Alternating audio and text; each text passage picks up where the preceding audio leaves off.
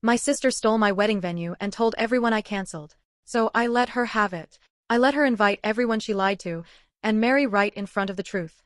I used to believe betrayal came from enemies. I was wrong. It comes from people who hug you, smile at you, and know exactly where to stab. The first time I realized something was wrong was when my florist stopped answering my calls. At first, I told myself she was just busy. Wedding season was brutal. I understood that, after all, my wedding was only 6 weeks away. Every vendor I'd booked months in advance was suddenly juggling a dozen frantic brides. But when I checked my inbox that night, there was an email waiting for me. Subject: cancellation confirmed. My stomach dropped. I opened it with shaking fingers. Hi Rachel. We've processed the cancellation for your wedding scheduled on June 14th. Your sister, Brooke, called earlier today to confirm the venue release and vendor cancellations. Please note that deposits are non-refundable. Wishing you the best. I read it 3 times. Then a 4th. Then I screamed. Not a dramatic scream. Not the kind you hear in movies. It was raw and ugly and ripped straight out of my chest. My fiancé, Daniel, came running from the kitchen, nearly slipping on the tile. What happened? He asked. I shoved my phone into his hands. He read the email once.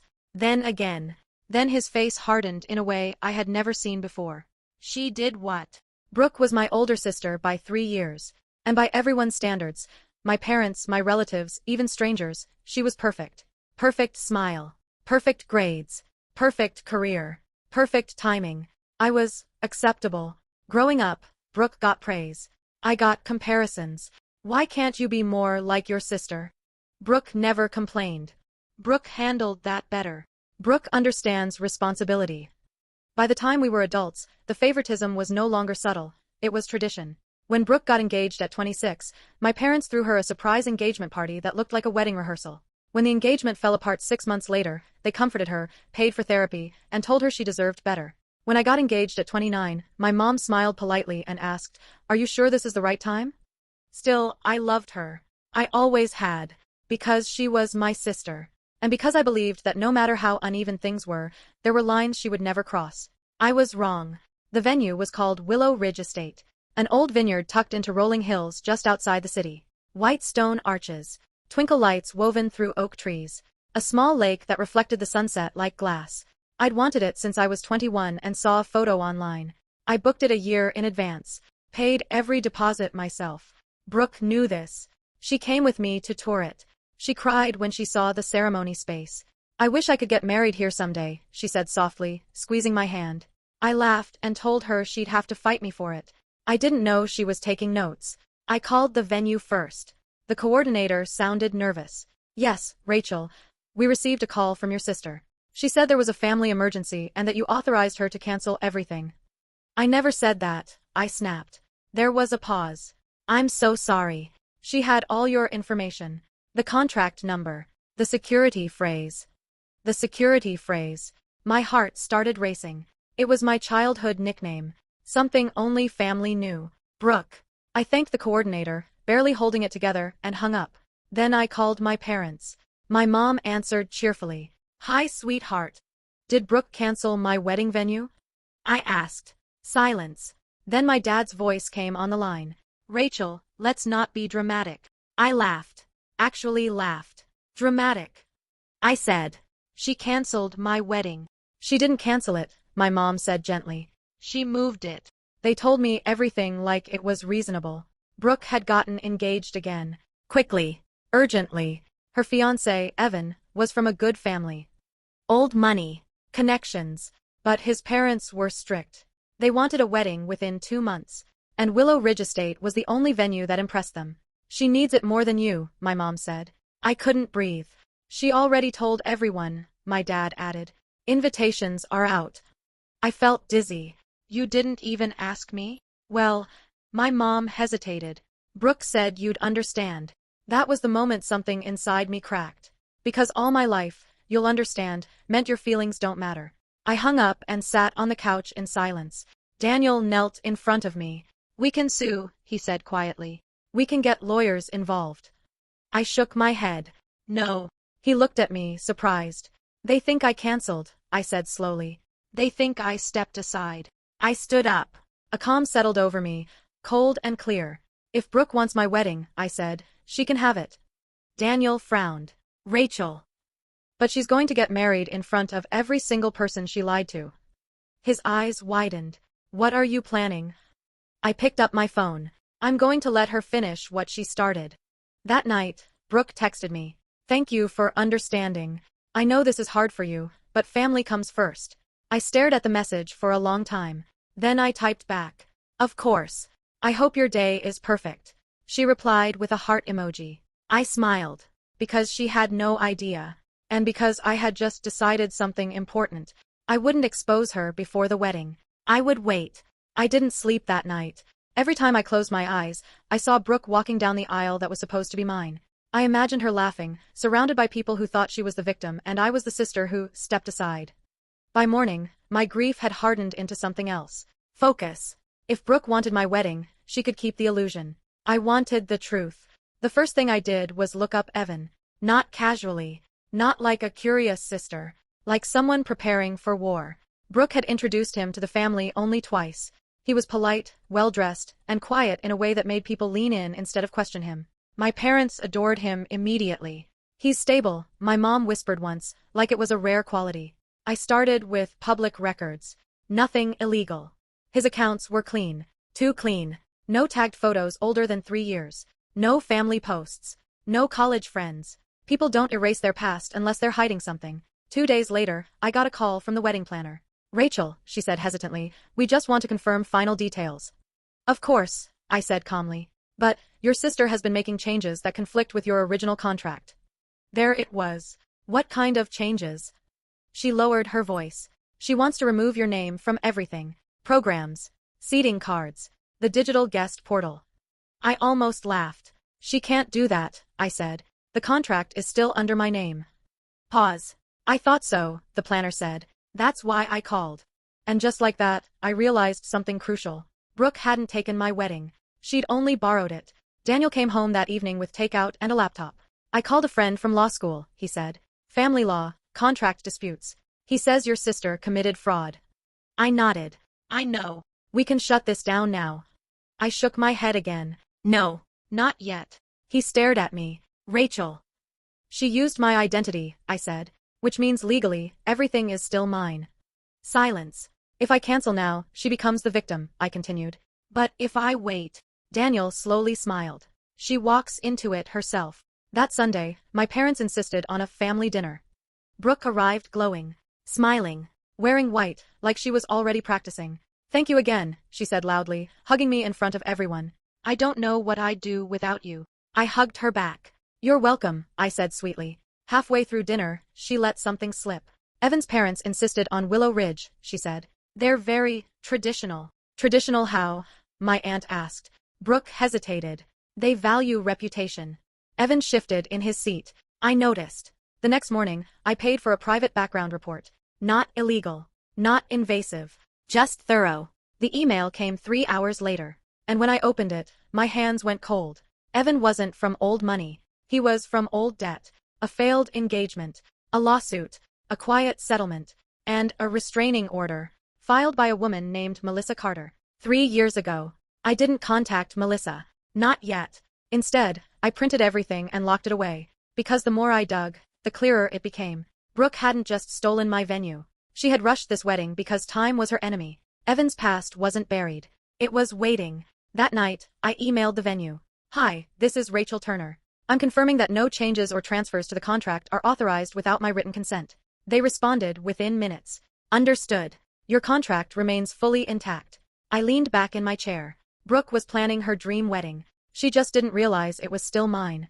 Brooke thought the only thing she stole was a venue. She didn't realize she had borrowed a stage. And I was about to decide what story would be told on it. Brooke started calling me every day. At first, it was small things.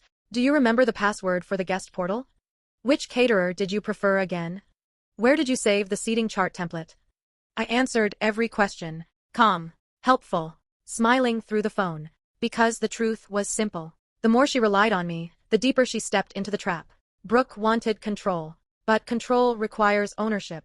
And legally, she had none. The venue. The vendors. The insurance policy. Every single contract was still under my name, which meant every email notification came to me first, including the one titled, Guest List Approval Required.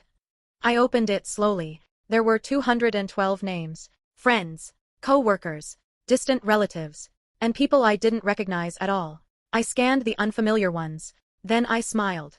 Because I recognized one of them immediately. Melissa Carter. At first, I thought it was a coincidence. But then I clicked the seating chart. Front row. Evan's side. Brooke hadn't just invited her. She'd honored her. I felt my pulse spike. Either Brooke knew exactly who Melissa was, or she didn't know at all. And both possibilities were dangerous. I waited. 2 days. Then I called Brooke. Hey, I said casually. Quick question about the guest list. Oh, yeah? She said, distracted. I'm at a fitting. I noticed a Melissa Carter on Evan's side, I said. Who's that? Silence. Then a laugh, too quick. Oh, her. Just an old family friend. From where? I asked. Another pause. College, she said. That was the lie. Because Evan had never finished college. That night, Brooke showed up at my door. Unannounced. Her eyes were wild. Mascara smudged. Why are you asking questions? She demanded. I blinked. I was just helping. You're acting strange, she snapped. Ever since the venue thing. I tilted my head. You mean when you canceled my wedding? She flinched. You said you were okay with it. I said I understood, I corrected. Those aren't the same thing. Her jaw tightened. You wouldn't ruin this for me, she said. I smiled gently. Why would I? I asked. She left without answering. That night, I stared at Melissa Carter's name on my screen. I typed a message. Deleted it. Typed again. Deleted again. Because timing matters. And the right truth at the wrong time becomes a warning. I didn't want to warn anyone. I wanted to reveal. 3 days later, I got another email. Rehearsal dinner access granted. Brooke had moved it to the venue. My venue. My date. My plan. And she'd scheduled speeches. I forwarded the email to myself, printed it, and added it to the folder labeled Final Day. Brooke's calls stopped. Instead, I got texts. Are you mad at me? Did I do something wrong? Why won't you answer? I waited. Then replied with one line. I trust you. She sent back a heart emoji. But this time, it came with 3 dots. Typing. Stopping. Typing again. She knew something was off. She just didn't know what. 2 nights before the wedding, I received an email from the venue manager. Rachel, per your request, all audiovisual access will be granted to you. I closed my laptop. The stage was set. The guests were invited. And Brooke was about to walk down the aisle. On a story she never read. The rehearsal dinner was supposed to be simple. That's what Brooke told everyone. Just close family, bridal party, quick speeches, and we're done, she said, smiling too hard. But when I pulled into Willow Ridge Estate that evening, the parking lot was already full. Luxury SUVs. Out-of-state plates. People dressed like this wasn't a rehearsal. It was a preview. Brooke hadn't just borrowed my venue. She'd turned it into a performance. I stepped out of the car and took a moment. The sun was setting exactly how I'd imagined it 100 times before. Golden light spilling over the hills. String lights glowing softly under the oak trees. For a split second, my chest tightened. This was supposed to be my night. Then I remembered why I was there. And the sadness disappeared. She spotted me immediately. Her smile snapped into place like a mask. You came, she said, rushing over and hugging me too tightly. I wasn't sure you would. Why wouldn't I? I asked calmly. You invited me. Her fingers dug into my back before she let go. You look good, she said, scanning me like she expected to find a weapon. I almost laughed. If only she knew. Evan stood near the bar, nursing a drink. He looked different than he had before. Tired. Edgy. His eyes kept scanning the crowd, landing on faces and then quickly looking away. When his gaze landed on me, it lingered. Rachel, he said, forcing a smile. Good to see you. Likewise, I said. I watched his eyes flick past me, toward the seating area, toward Melissa Carter. She hadn't arrived yet. But Evan didn't know that. My dad gave the first toast. Then my mom. Then Evan's father. Each speech was about tradition, family, reputation. I noticed Evan flinch at that word every time. Then Brooke stood. She lifted her glass, hands shaking just enough that I could see it. I just want to thank my sister, she said, turning toward me. Rachel made all of this possible. Every head turned to me. The room applauded. I smiled. And raised my glass. You're welcome, I said. Brooke swallowed. After dinner, Brooke cornered me near the restroom. Why are you doing this? She whispered. Doing what? I asked, acting like nothing happened. I leaned in slightly. Because nothing happened, I said softly. You said I understood. Remember? Her face drained of color. The air changed when Melissa walked in. She wasn't dramatic. No confrontation. No announcement. Just a quiet entrance. Mid-30s. Calm. Confident. And when Evan saw her, he dropped his glass. It shattered. The sound echoed through the courtyard. People laughed awkwardly. Evan didn't. Brooke turned slowly. Her eyes followed his stare. And landed on Melissa. Melissa met Evan's gaze. Held it. Then looked away like he meant nothing. Brooke leaned toward Evan, whispering furiously. He shook his head. Hard. That was when Brooke looked at me. Really looked. And for the first time since this began, she looked afraid. Brooke stormed toward me. Who is she? She hissed. I tilted my head. Didn't you say she was a family friend? Her hands clenched. You invited her. I approved the guest list, I corrected. You invited everyone. Her breathing became shallow. What do you know? She whispered. I smiled. Enough. As the night wound down, Brooke pulled me aside one last time. You better not ruin my wedding, she said, voice shaking. I swear. I cut her off. I didn't take anything from you, I said calmly. I just didn't stop you. She stared at me like she was seeing me for the first time. Later that night, my phone buzzed. A message from an unknown number. We need to talk. Please. I didn't reply. Because the truth was no longer private. It was scheduled. The morning of the wedding was quiet. Too quiet. I woke up before my alarm, staring at the ceiling, listening to the rain tap softly against the window. June rain, unpredictable, inconvenient, impossible to control. It felt fitting. By the time I arrived at Willow Ridge Estate, the rain had stopped, leaving everything glossy and green, like the world had been freshly washed for a performance. Brooke was already there. She paced the bridal suite, phone in hand, snapping at everyone. The makeup artist. The florist. Her bridesmaids. Nothing was right. The timeline is off. The music is wrong. The chairs aren't straight. Evan hadn't arrived yet. That alone said everything. Her dress was beautiful. White. Custom-fitted. Expensive. And stolen in the same way everything else was. When she saw me, her expression hardened. You shouldn't be here, she said. I smiled gently. You invited me. She opened her mouth to argue, then stopped. Because she remembered. Everything was still under my name. I was outside when Evan finally arrived. He looked like someone walking toward a firing squad. Rachel, he said quickly. Please. We need to talk. I met his eyes. About Melissa? I asked. His face collapsed. You know, he whispered. I know enough, I said. Please, he said. Call this off. I shook my head. You already did, I said. Years ago. He stared at me in horror. The guests took their seats. 200 people, dressed in pastels and expectations. Melissa sat in the front row. Calm. Unmoving. Brooke stood behind the doors, shaking. This feels wrong, she whispered to my mother. My mom squeezed her hands. It's just nerves. The music started. The doors opened. And Brooke walked down the aisle. The officiant began. Dearly beloved. I stood. Every head turned. Brooke froze. I'm sorry, I said calmly, my voice carrying through the microphones. But before this continues, there's something everyone here deserves to know. Gasps rippled through the crowd. Brooke's face drained of color. What are you doing? She whispered. I turned to Evan. Tell them, I said. He shook his head violently. I nodded toward Melissa. She stood. And spoke. My name is Melissa Carter, she said. I was engaged to Evan 3 years ago. The crowd was silent. We planned a wedding just like this, she continued. Until I found out he was using my credit, lying about his finances, and hiding lawsuits. Evan dropped to his knees. Brooke screamed. No, this isn't true. Melissa held up documents. Restraining order. Settlement. Court filings. All real. All undeniable. I stepped forward. This wedding, I said, was booked under my name. My sister stole it and told everyone I canceled. Murmurs erupted. My parents stared at me in shock. I didn't stop her, I continued. Because lies collapse faster when they're finished. Brooke collapsed. Literally. Her bridesmaids rushed to her. Guests stood. Phones came out. Evan ran. The officiant quietly stepped away. No one followed Brooke. No one followed Evan. They followed the truth. The wedding was over.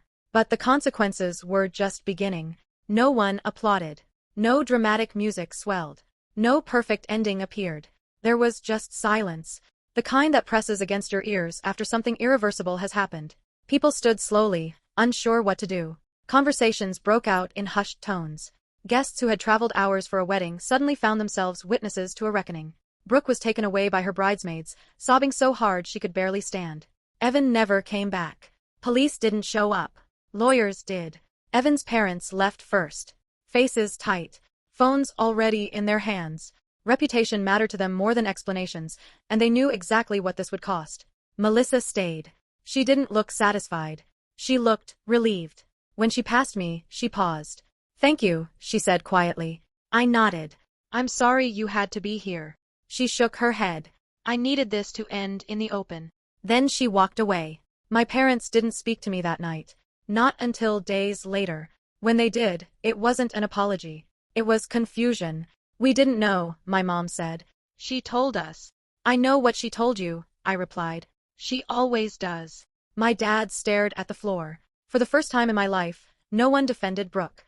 The venue refunded my remaining payments. Vendors honored my original contract. Brooke tried to fight it. She couldn't. Because legally, she never owned a single thing. The fraud report went through. Quietly. Efficiently. Evan disappeared. Last I heard, he'd moved states. Again. She didn't speak to me for months. When she finally did, it was a message that said, "You ruined my life." I stared at it for a long time, then replied, "No. I stopped letting you ruin mine." She never responded. 6 months later, I stood under the same oak trees. Same venue. Same sunset. Different guests. Different energy. Daniel waited for me at the altar, smiling in a way that felt like safety. This time, everything was real. No lies. No borrowed things. Just truth. I learned that silence isn't weakness. It's timing. I learned that people who steal from you expect you to scream. They never expect you to wait. And most of all, I learned this. If someone is determined to lie, let them finish. She stole my wedding venue. So I let her get married in front of everyone she lied to.